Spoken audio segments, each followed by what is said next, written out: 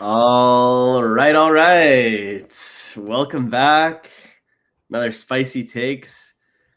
Potentially the best one yet. I shouldn't probably say that and pick favorites, but RG is a good friend of mine. Reppo is a fantastic app, and we have some mainnet integration to show. So I don't really know how it could get better, RG, but yeah, why don't you reintroduce yourself for the people that maybe didn't catch the last time you were on, and tell us a little bit about what you guys have built. Yeah, technically, for sure. So Reppo, we're building a network for AI training data, more specifically proprietary AI training data, and we leverage prediction markets to do that. So the best way to think about Reppo is we're building scale AI on chain. The coolest part about Reppo is that as people are thinking about agents and robots and all this cool stuff, everyone's kind of really focused on kind of execution, which where Spicenet shines. And in addition to that, we believe that these agents will require continuous training data pipelines, aka if like as humans we used to we still do, we are on social media and news, we look at the news and make decisions. How are agents going to do that? They need real-time information. TLDR, that's what we're building, and we've seen some incredible growth over the last 3 months. Yeah, totally. And last time I saw you in person in San Francisco, you were telling me about the wisdom of the crowds, the perpetual need to have human input. Yeah. How you don't see that changing anytime soon. You could probably articulate that thesis better than me. You want to briefly do that here? Yeah, totally. I mean, it's like not just my thesis, right? There's a person that I follow quite closely. His name is David Silver. He was actually one of the key people at Google DeepMind, building AlphaGo and AlphaZero. And his thesis is that AI is not going to learn. The next iteration of AI is not just going to learn from language. It's going to learn from experience, right? And that means that the mistakes that the AI is making, or like the disagreements that that happen in the world, that's what it needs to learn from, and in some sense autonomously. And that's what really, I think, eventually what we see Reppo evolving as is agents are actually going to do a lot of the stuff, and humans act as like this oversight piece. And so you are putting the money where they believe in, but that's and maybe eventually agents will as well. But yeah, I would say that the thesis is very much that it's like continuous learning data pipelines, belief evolution, and disagreement is what we need moving forward than consensus. Yeah. Yeah. Okay. So yeah. So the point you're making, I guess, if I could say it a different way here, is like humans make errors and that's valuable, or like humans do maybe not errors, but unpredictable behavior, right? Yeah, exactly. Yeah. And agents need that, because this is like sort of how humans evolve, I think, right? Is like we do things that are different from the norm because we're curious and we want to try something new and it interests us, whatever. And then we randomly see a bunch of success with that thing, and then it kind of gets adapted into like the human knowledge base. Whereas AI is much more like it's been told what to do and trained on what to do, right? And then from there, it's executing on it. So having a little bit of that human input, I think, is great for the growth of AI, and makes the data that trains it much more, actually applicable, right? Exactly. Yeah. I mean, and you have like great examples in Web 2, right? Like there's a company I admire a lot called Micro One, and they've been doing like $200 million in like ARR. And that's kind of what they're doing, right? Sourcing domain experts.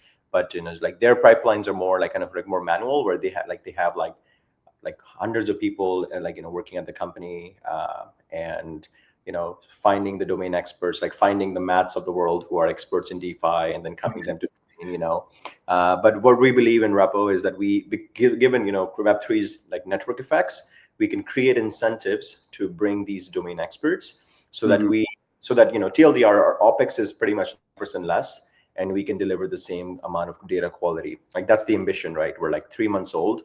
Mainnet, I mean, we've been building for the last 2 years. And so that's the vision. Yeah. Because something like Scale AI, like you can produce the same output or purchase the same output from them, but it's way more expensive, right? I would say expensive, yes, but I think what we're realizing, is that money is actually not the main thing that companies are optimizing for today. Just because there's just like an absurd amount of money flowing into AI. What Reppo specializes in, that I think, I mean, as I'm biased as a founder, but what is different here is like even Scale AI, given what they like, it's a multi-billion-dollar company. Even they cannot offer this like data pipelines which update every 2 days, right? We're sourcing your data from Scale AI. They were like, hey, here's the data set that we talked about last like 2 months ago. And you're like, no, but like the world has changed. There's a war in Iran, and like there's like all this stuff. Yeah.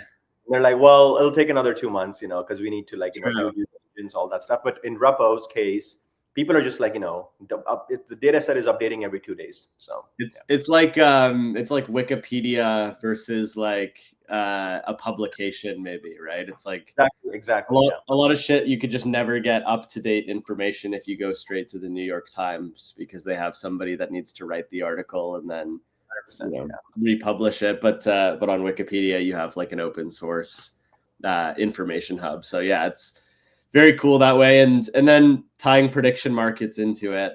I know people are here to actually see it, but I'm fascinated with the actual vision behind it. So I want to make sure that's understood first. Yeah. I don't think prediction markets, or people understand prediction markets as like this data tool. People that are paying a lot of attention are definitely talking about this, but for everyone that kind of just sees prediction markets as like maybe like a betting app, could you kind of articulate the value of it in terms of data production here or data qualifying? Yeah, totally. There's actually, a piece that Kalshi shared, which was like the U.S. Federal Reserve is actually using Kalshi data to make policies now. You can just look this up, right?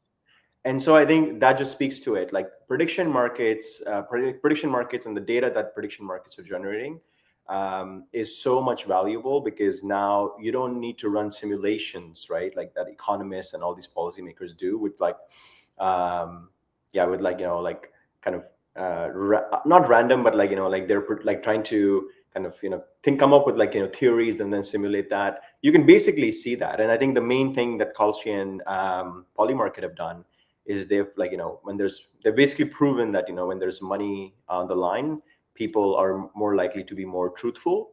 And that's exactly the thesis with Reppo, is that, the kind of training data that we need moving forward is more biased. People keep talking about unbiased data. We actually think there needs to be more biased if you want AI to be aligned with human values and human-centered. But we just need more diversity of that, so that we don't just have American values, but we have Canadian values and Chinese values, and like Nigerian, from all over the world, really. Yeah, that's a super interesting point that you made about more bias can actually be a good thing, because I think this is like one of the existential threats that people imagine about AI, is that like objectively, in a lot of ways, humans are not that good for like the planet and stuff.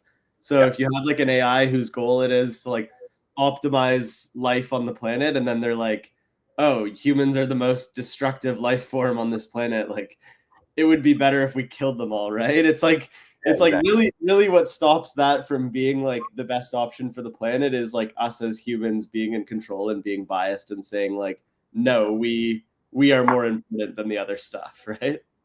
Yeah, I mean, our vision is that if that happens, a Bitcoin whale should come and, like lock a bunch of Reppo and then be like, yo, AI, like you cannot do this. And here's like my preferences. And like, I think like that's, I mean, it's sort of funny, but it's also like, that's exactly what Reppo does. It's like people who have, and our system is not just designed around money. Like right now, yes, it requires, if you have a lot of Reppo, like money, you can buy Reppo and you lock it and get the V Reppo thing.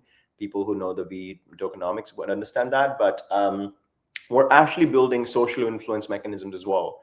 Like down the line, our vision is that people who like, you can take granular data of like, the integration we're doing with Spicenet. You can be like, okay, how much activity does someone have, and build a social reputation graph or score and use that as an input in how, you're influencing AI decisions. I just think that like right now, we are so kind of like narrow focused on the kind of inputs that are going into training AI.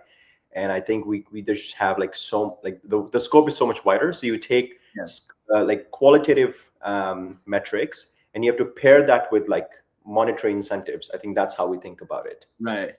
Yeah, I think I totally agree. Like there needs to be some meaning that backs the opinions that are being stated. And Yep. like the AI has no way of knowing how to weight different opinions, right? Exactly. It doesn't know.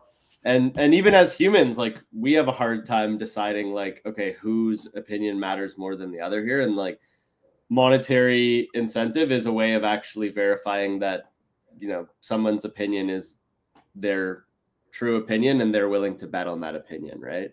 Yep, exactly.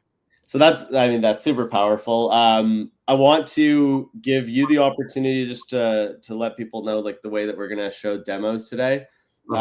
First, RG is going to show us how the app is looking and functioning right now, because his version of the app that is live will show all of the subnets and fun stuff. And I want you guys to see the actual content that's being posted there, because it's pretty cool. The version that we have on Vercel, that Spicenet integration is built into, won't have all those subnets and stuff, because we will give that back to the Reppo team. They'll test it themselves, and then they'll plug their database into it. You know, goes without saying that them giving us access to their database is not a good security practice, so we don't have access to it. So when I show you the demo, you won't see all the subnets and stuff, but I'll be able to show you the account architecture we're able to create, the ease of use with assets other than Reppo. I mean, all that stuff I can demo today. But before we get into that, I'd like for people to see what the app with all the subnets and stuff looks like, because yeah, there's some really interesting stuff happening there. So would you share your screen, RG, and I can pull it up and let you kind of take us through the app and its functionalities as is? Yeah, totally. Let's do that. So I'm just gonna share my screen here. But yeah, so as Matt said, you know, we care a lot about security, and we don't want to give user expose any sort of like user information, sensitive information. So yeah, if you come to Reppo.ai, I've already logged in, so you can log in, and then what happens is you have a little tutorial which explains you how it works. So you can go through that. You can lock Reppo, vote on content, and essentially earn emissions, right? And so that's the TLDR. So yeah, you can come on Reppo and either choose to be a publisher, aka you have generated some AI content. It doesn't have to be AI; it could be like non-AI content. Although like it's very rare to see that these days. And so you click publish. You select which subnet you want to publish into. So let's say I want to subnet into the agent subnet. I built an agent. I come and give my agent a name. Maybe I publish the agent on X, so I'm just going to link it there. It's easier. And I'm just going to say, okay, this agent might be about like a developer tool. And, we collect this data actually for evals and benchmarks. So this data is actually super useful. It's a whole business model that Reppo is going to work on eventually. And I actually did use ChatGPT to, create this agent. So I'm going to do this. This part you can, I think you can skip it. Yeah. And because we already put the link, you put a description. Agent helps people or users find trading alpha. Right. And then wallet is connected. Everything is connected. Apparently I don't have enough Reppo balance, so I need to, get some Reppo to publish. But essentially, once I publish this thing, it will show up inside the agent subnet, right, where you have a bunch of people who have published different agents. We also have a bunch of private subnets. So these are subnets that are created by, companies and agent builders. One of my favorite ones is called Oops. Where you have the data set goal, and so you can come in as a publisher and publish different types, like whatever the company's whatever raw data that the company requires. So in this case, we have seen like a lot of like pods published, and And so that's the publishing flow. On the other side, you can come as a voter. You can go and vote into different subnets as well. So in this case, when I come as a voter, I click on vote, and then I can select, the voting power. Again, as I said, I haven't locked repo right now. My repo balance is here. Although I think I can go to, I just changed my wallet. I do have repo here. And so I can vote here. I can decide how much voting power I want to get. I can commit my votes and just sign the transaction. I'm not going to do that right now. And then you're actually putting money on the vote there. Because I don't know if actually this is a good content. So yeah. I was like, oh damn, he knows his content well. Like he's ready to send it here. So when I open I click the view content, it opens up here. And then I can look at, an article that someone published, and I can be like, okay, this seems like, a high quality article for the purposes of what this subnet is trying to do. And this is kind of the vision, right? So you actually have the founder or the person who created the subnet, Jason. He created a video where he's telling you why the subnet was created, what is the subnet goal, what is the data set goal, and some instructions for publishers and voters. So publishers here are bringing in the raw data. So they're bringing in survey questions and user interview scripts. And then the voters are helping basically label, annotate, or basically curate the data. So they're telling what is good survey questions, what are good interview scripts. And the way they do it is by locking repo and voting on these things. And so this is sick. Every time I look at this website, I have a new idea for how somebody needs to use this. And the one that just came to mind is fake news is obviously a huge thing, especially with AI generating content and stuff, right? People are going to fake content, and that could create a lot of issues. You could have a news platform here create their own subnet and say we want to curate information that's coming in for the purpose of news, and then you have them put out the criteria for what makes most likely a credible source, and then people can start posting this happened in this country, and here's my proof and all this stuff, and you can have people sit there and vote on, this sounds like bullshit, or no, this sounds like a legit source here, and then you could get curated news that way. That's just something that came to my mind. But yeah, it's cool, right? Because as a subnet owner, you can just say what outcome you want, and you don't have to think as much about how you're going to make sure that that's the outcome, right? You're leaving that up to the other people in the subnet. Yeah, exactly. And so no, exactly. And so we have a bunch of subnets, right? People trying to do different kinds of things. Someone is doing tokenomics, trying to improve build a Gen AI model for tokenomics. Someone is, kind of finding KOL alpha. Just the use cases are just, infinite. It's amazing. So then you pay repo to get into these subnets, or you lock repo in general to get voting power. I see the screen you have up here, or you pay repo to be a publisher. It also all things across the platform, you purchase repo and then you show up, you connect your wallet, and then you start doing these things on the platform using that purchased repo, right? Exactly. So right now, I'm lucky that I have some repo, but most often when a new user comes, they don't. And that's really where I think Spicenet comes, right? I mean, right now we have this little link where we tell people that you can go find repo.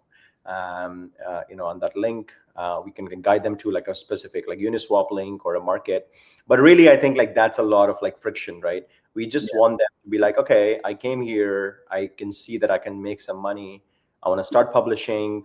And even when I showed you the screen, right, when we were trying to publish, there's no repo balance. That shouldn't have been the case. It should have been oh, you don't have repo balance, but you might have an ETH balance. And, because what literally just happened live on the broadcast, right, where I was oh, I don't have repo balance, so I'm not going to do it right now.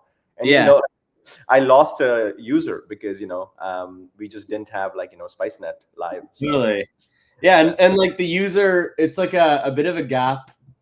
And so the reason why you want to make people pay in Reppo is because it's fantastic for the value accrual of the token, right? Like anytime people are using this platform, they're locking up your token, they're burning the token forever in a lot of cases if they're just publishing, right? So I mean it's great because it allows the token to accrue value from usage of the platform, which has proven to be very successful for you guys. The token has done great since you've launched. So I find this like super interesting because I think especially like if you look in the virtuals ecosystem, a lot of other projects are doing this as well, right? They want to create demand for this token because that's like their funding mechanism. It's tied directly to the success of the agent. I love that actually, because it's like everything that you do is tied to this token, which makes me want to buy your token because I'm like, okay, this platform is sick. And I know that if people use this platform, and I'm betting that they will, this token's going to accrue value. So I want to be a holder of it. Right. But Exactly. Yeah. And so that's exactly, and I think like we just published repostats.com last week. And, this is all on-chain data, all verifiable. So yeah, like this is the kind of metrics we're seeing, right? Even in like the current state of the market, we are seeing like, like really good usage from my perspective. You can see like, voter volume similar to what you see, prediction market volume on Polymarket. And so like, just like stuff like that, right? Revenue is coming in. And the next thing we believe that, once the Spicenet integration goes live, these numbers go brr. So yeah, totally. Because yeah, the point I was going to make is that they're like, even though I want to be a holder of Reppo, the end user doesn't necessarily want to be an investor just because they want to be a user, right? exactly. Yep. So they don't want to have to like load their wallet with like hundreds of dollars of Reppo each time, but they also don't want to go to Uniswap every single time they want to publish. So Right. that's like the really cool thing about what we can do with Spicenet is just make it so like that Reppo purchase happens on the fly and they never have to leave your application to do it. And Exactly. as I'm saying this, I'm thinking it's probably the best time to just present and show you guys what I'm talking about here. Let's do it. Let me I'm sharing my screen. Yeah. Okay, here we are. Add to stage. Can you see the Reppo app? Yeah. Awesome. So yeah, it looks the exact same as on your end. Go to the Explore tab. And now here's where you'll start to notice things are a little bit different. So like I said, we don't have the database connected, so can't show the subnets on here, unfortunately. But yeah, here's where things are a little different, right? You have an account at the top. You have a balance. This balance, you'll notice, is mostly in USDC in my account, right? So, and that USDC, you'll also notice it doesn't even specify a chain for USDC. It doesn't even specify a chain on the app anymore. And that's because it really doesn't matter. Like when the person comes to deposit, Citri is a different chain, but it can be like we support 9 chains right now. I have most of my funds on Base at the moment in this wallet because I was testing this app. But so I'll deposit from Base, but it could literally be any chain you want. So I'll deposit $1 here. And now the user comes and they just show up and like this feels more like a more normalized app for what the user is coming from. Like maybe they saw you guys on Twitter, maybe they saw you guys wherever else you're marketing right now. Maybe their agent found you guys, right? Because agent SEO is a new thing I've been hearing about this week, right? But they just hear about the use case and then they show up to your app and like they're not having to be convinced about this asset called Reppo because they can show up to the app and they can just deposit their USDC or any other asset, like you said. So you'll see now I have $3 in the account. And let's say I go and I'm about to try to vote on the content that I'm seeing in one of these subnets. Like you said, I'm more of a DeFi expert. So maybe I find a subnet where my knowledge is very useful. Then I would be prompted to lock up Reppo, right? But again, it's like, I don't know where to buy Reppo. I don't really know what Reppo is, right? I just want the voting power.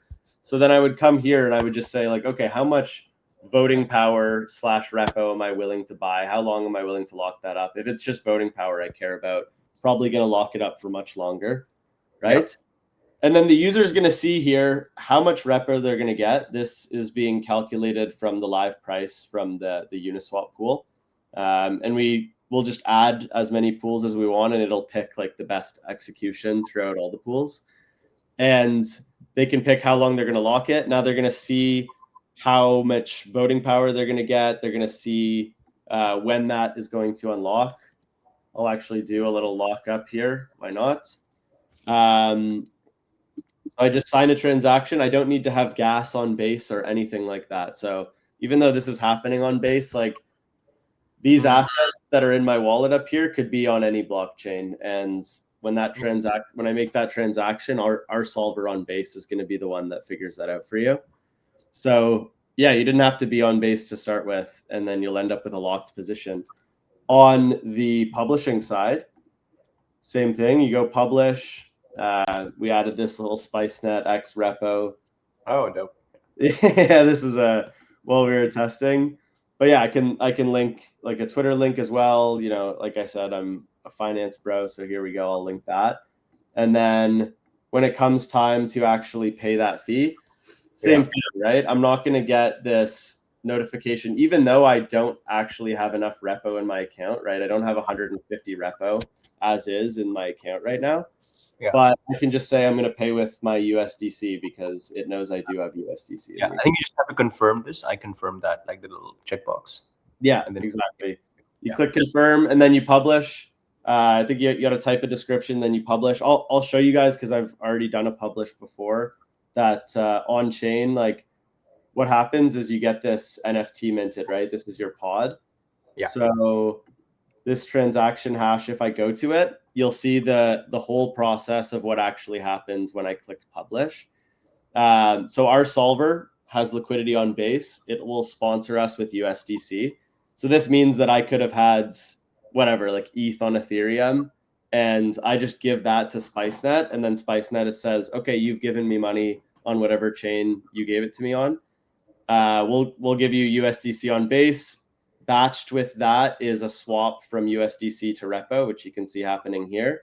And then that Reppo fee gets paid and goes to the pod manager. The pod manager mints my pod, and that's it. Super cool. And I think the one thing I also want to highlight is now that this is done, in the meantime, we launched an AI agent 2 weeks ago. And what this AI agent does is it actually does the claims and, like all of that stuff for you. So TLDR is you just publish this, you use Spicenet, like even that wasn't friction. And now you can just sit back and relax. And with V2 launching in about 3 weeks, the money will just come. If basically it's kind of like if you want a lottery ticket, like it's not a lottery ticket, you're actually doing real work. Yeah. But if you want something, if you want emissions, they'll just land in your account. Amazing. Like simple, right? Like you'll just be like, oh yeah, like 2 days ago I published something, and now I'm like I paid like $252. Yeah. I made like $12, and I think that's the thing, we want to hit home. That's the reason people are coming to Reppo. Everyone's like, okay, why would you come to Reppo? Why would I spend my money? It is a prediction market. You're predicting on the quality of the content, which is going into AI training data. Yeah. And then they're going to receive that in Reppo tokens, right?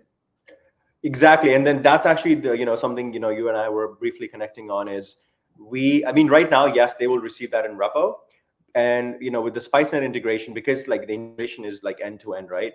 If they want to swap their Reppo into like another token, or we don't have the functionality where they can receive it in, like they will always receive the emissions in the Reppo token. Of course, that's. But honestly, I kind of like that because then they're more likely to just put that into a lock position or put that into any of the make another publishment, right? And like, okay, now I have all this other Reppo. Like, what can I spend Reppo on? I can publish 10 more things. Or at the very least, like they can easily sell that Reppo, right? Like from their account, if they click withdraw, they can just decide what asset they want to receive on what chain, right? Exactly. And if they say like, I want to receive USDC on Arbitrum and like I want to withdraw this Reppo that I have in my account, then for them it's going to get swapped to USDC and sent to them on Arbitrum. But I think a beautiful thing here for the actual repo token is that before they do that, they're probably going to go, oh, what is this repo token, right? Because now this is all of a sudden the first time that they've interacted with the app where they actually care about what the repo token is, because they've earned all this money in repo, and now they want to find out, like, okay, is this repo more valuable than the USDC that I would swap it to, right? Exactly. Yeah. And I think 2 points there. One, I think we don't want to build the system like Amazon where we make like, taking money out like a pain. And so, if and we believe that, it's users are, it's all non-custodial and users Yeah. should, full ownership. So if you want to swap repo out and if you just want to take profits, like always take profits and just like, if you want to go that. But yeah, we're also introducing cool mechanisms like staking into subnets, right? So you will actually have ability to earn APY. And so literally we will make it as easy for someone to, offboard, but as much as we want to make it as easy for someone to like, earn yield on their flow. Yeah. And like this makes it very easy to offboard, but I guess the point I'm making is if I come in with USDC and then I receive a bunch of repo, I'm at least going to go check the chart. And right now, I bought repo the other day because the chart looks fantastic, right? So I'm like, I come to this chart and I'm like, oh, like I just received repo. Let me go see what this is. I'm like, okay, like it's on like a good discount from the highs that it was at like just a month ago. And now there's a bullish market structure formed. Like, I mean, I literally bought repo the other day because the chart looks awesome, and obviously I love the product. And that, like, I'm not even joking about that. I will prove it if I have to. I I bought repo because of the chart, right? But if I was a user and I didn't know about repo, I would come in, and then when I get the repo, I would go look, and I might just decide to hold it because I'm like, oh, okay, sick. I earned this thing. Like, I have it in my account now. I can use it for publishing, which previously earned me money. And oh, look, like this actually looks like a good token to hold as well. Yeah, exactly. And I think that's what we want to kind of do, and the best part that I love personally with the Spicenet, right? Don't have to worry about gas fees. Don't have to worry about like which chain. I just think people like discount how much of a friction that is. It is, even as a founder, sometimes I'm like, I don't have a seat, so I'm gonna do this later. I think it's like a thing, yeah. Totally. I do it all the time as a founder because like we're busy, right? We're used to we're building our stuff out. We don't have time to be kind of managing gas fees and doing all this stuff, right? And for the end user, and I think like especially where we're headed in the next couple of years in DeFi, like they won't even know how to do that stuff. It's like when I told my girlfriend about your product, she thinks it sounds like so cool, and she's like, oh yeah, I could see like wanting to post content here and like betting on my content and wanting to see if I can get paid for it. Like that sounds like an awesome thing.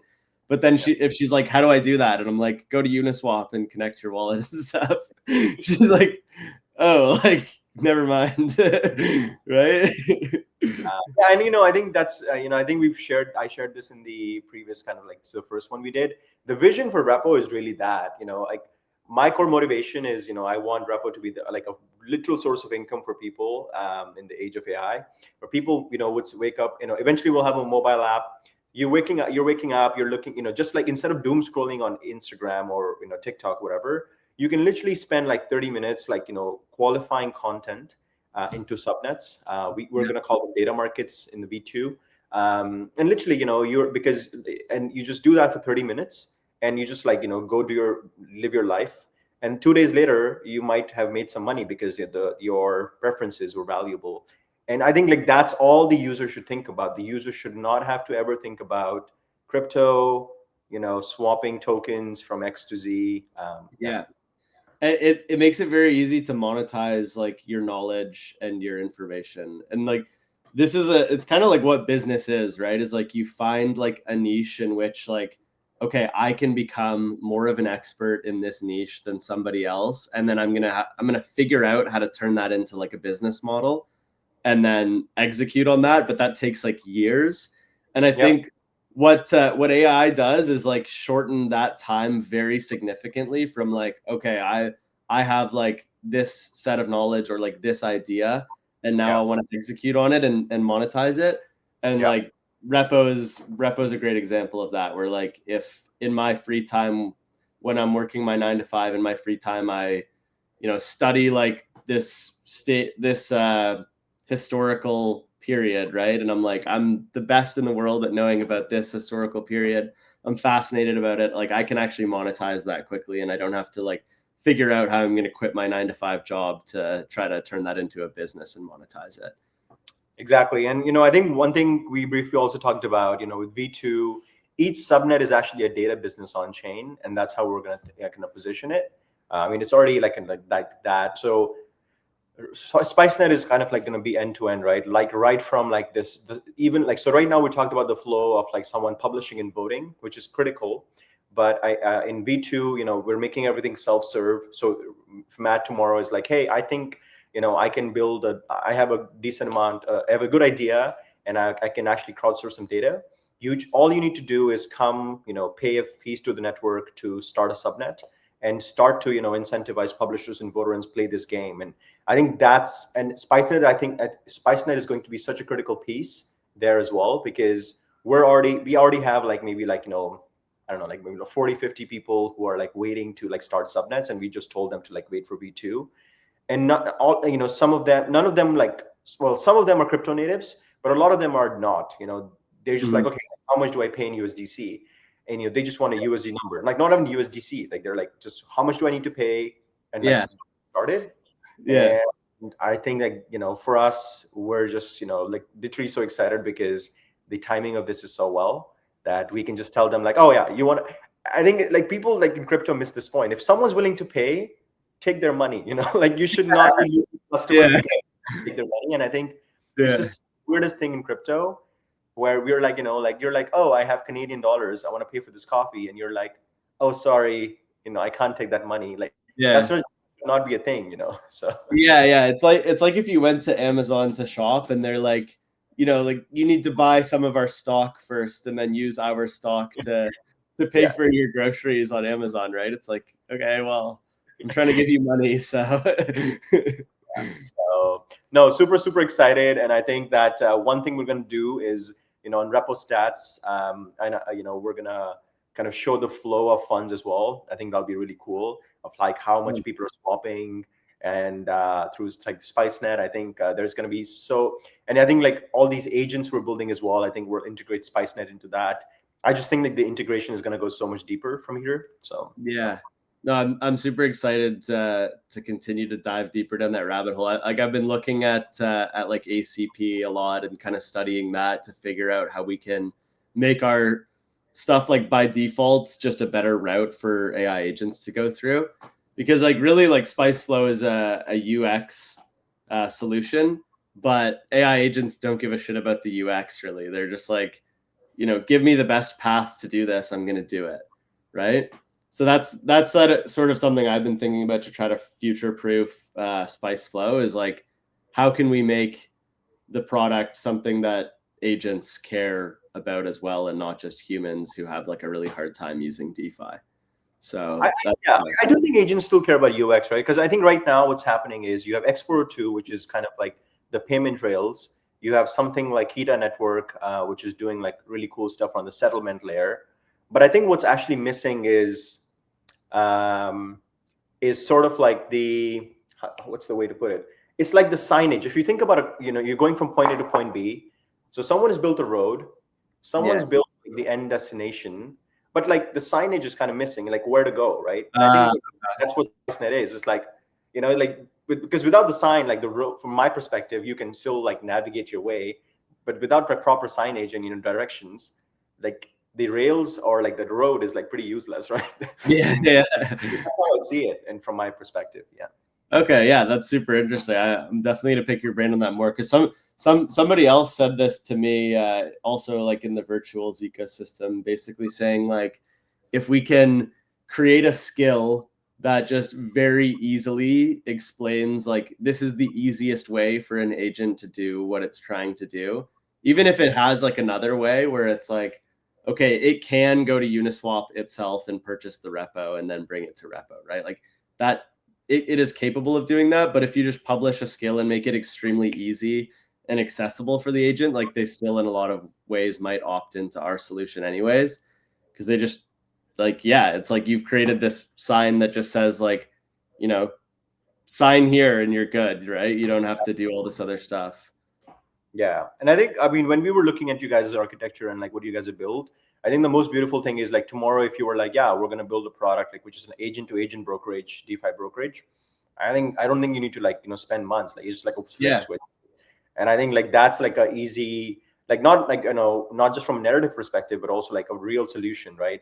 Because right now that's what's happening is, I mean, Virtuals actually made a little bullish, like a teaser video where they said that, agents need universal standards because everyone's building agents with like certain framework and certain chains.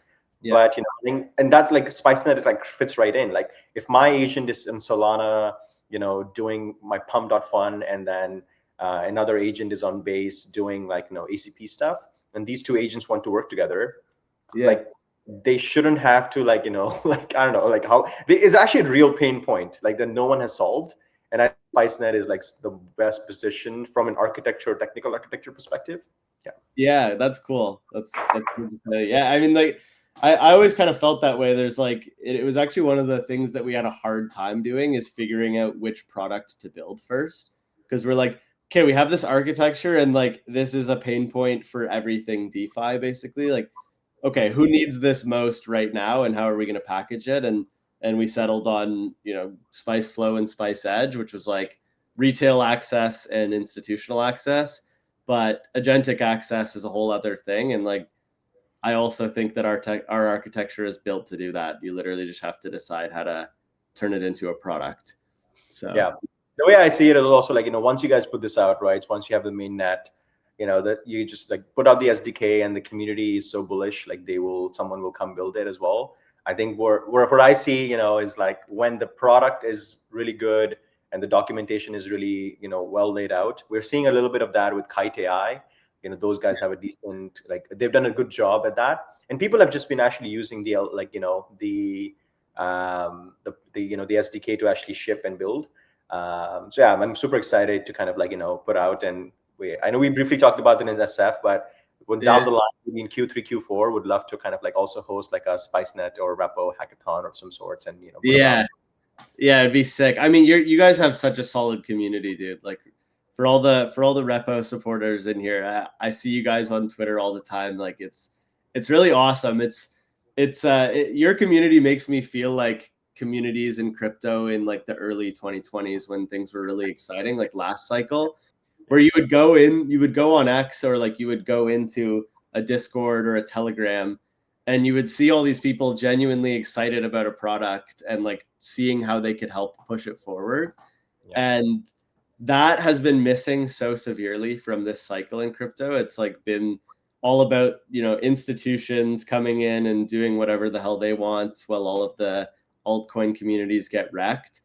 And yeah, like you guys have done a really good job of kind of bringing that back. And I see that excitement from the people that are talking about you. So I think it's, I mean, yes, we did some good stuff, but it's all about profit, right? If you give someone a 700% return on their investment, then I think they will stick around, that is what it is, 100%. Like, but that's why like doing what you guys have done and focusing on, the value accrual of the token, even though it creates harder UX problems and like onboarding issues, it's like the right way to do it, because then you allow people like us to come along and help fix the UX side of things. But at the end of the day, like your investors, the people that are holding your token, are truly being made whole for supporting your project. So yeah, kudos for that. Awesome. Yeah, so I think, kind of next steps. Do you want to give like next steps to the community? Yeah, I was gonna say I didn't even realize we're at like 47-minute mark here. Usually we end it sooner than this, but I was just getting so excited. But yeah, for us, like we're just getting to that mainnet launch. Reppo is going to be one of those first apps that you guys will be here to test. We'll definitely think of a fun gamified way to get you guys involved and get you onto that Reppo app and make a real fun campaign out of it. I know you guys have been liking the testnet campaigns that we've done, so now we'll definitely look to do something awesome in mainnet. And other than that, yeah, I'll just tell you guys to stay tuned and give Reppo a follow. But yeah, RG, why don't you let them know what they should watch out for on your end too? Yeah, I mean, if you are joining these stream yards and you're involved, if you're from the Spicenet community, we will make sure that we kind of pre-mainnet incentivize everyone, support. So I've like hinted that to Matt. The way we work in Reppo is we just like we use like a retroactive kind of mechanism. It's called Retro PGF. I learned about it at Filecoin and Protocol Labs. They were kind of the pioneers of this. So yeah, the TLDR is if you're showing up, if you're contributing, if you're helping us test the product integrations, we will make sure that you're retroactively rewarded. So that's like a more explicit thing I wanted to mention. And other than that, yeah, I think there's just like there's just so much excitement. I'm always of the belief that founders should not try to like time the market. I mean, when Reppo launched on November 21st, Bitcoin was, I think, like literally in free fall, and I was like literally. But I think like we worked out fine. So I would say, I don't know, like again, there's like many kind of factors to take into account. But I'm just so pumped and excited about the Spicenet mainnet. So yeah. So yeah, just for fun here, because I like the point you're making as well. You guys launched November 21st. Sound correct? Correct. Yes. So price of Bitcoin, November 21st. Let's go to TradingView. Yeah, if you just look at the chart, it was like literally in free fall. I was like, what is happening? Yeah, I like since then it's down, down only pretty much. But I'm trying to figure out what the figure is. Maybe it doesn't matter that much. But either way, Bitcoin's been in free fall for like the entire time when you guys launched and since the day that you launched, and Reppo is up like over 10x. So, it goes to show like if you just give something that provides value and you actually allow that to create value for the token holders, like it doesn't matter what's happening in the market, people will use your product and then the token will accrue value from it. So yeah, that's I think that's why you have like this, like the tight knit altcoin type feeling community, is because like this is what it used to be about, right? People used to come in and get rewarded for being part of the community by being a part of something that was actually succeeding, and like you guys have been able to create that even in terrible market conditions, and that's what it is. Yeah, and I think I have a very strong belief that Spicenet is gonna exceed expectations and gonna do the same. So yeah, super excited to see Spicenet is gonna do. Yeah, so appreciate that. Yeah, we'll see if we can prove you right here. Awesome. Anyways, thank you so much for coming again, RJ. It's been a pleasure, and I'm going to be in your Telegram DMs figuring out how I can help agents have an easier time. But yeah, until next time, our community will see you soon, I'm sure, and we'll tell everyone for now to stay spicy. Awesome. One last so just to for anyone here for anyone asking like when live, we're just we're gonna time it with the Spicenet mainnet, right? Because we don't want to release something that's kind of unfinished. So the Spicenet integration will go live on Reppo alongside V2. So yeah, that's kind of like the timeline, just for anyone who was still wondering, like, okay, when does this go live? Yeah, and we'll make sure you guys know. Don't worry about it. Awesome. Okay, take care, guys. Stay spicy.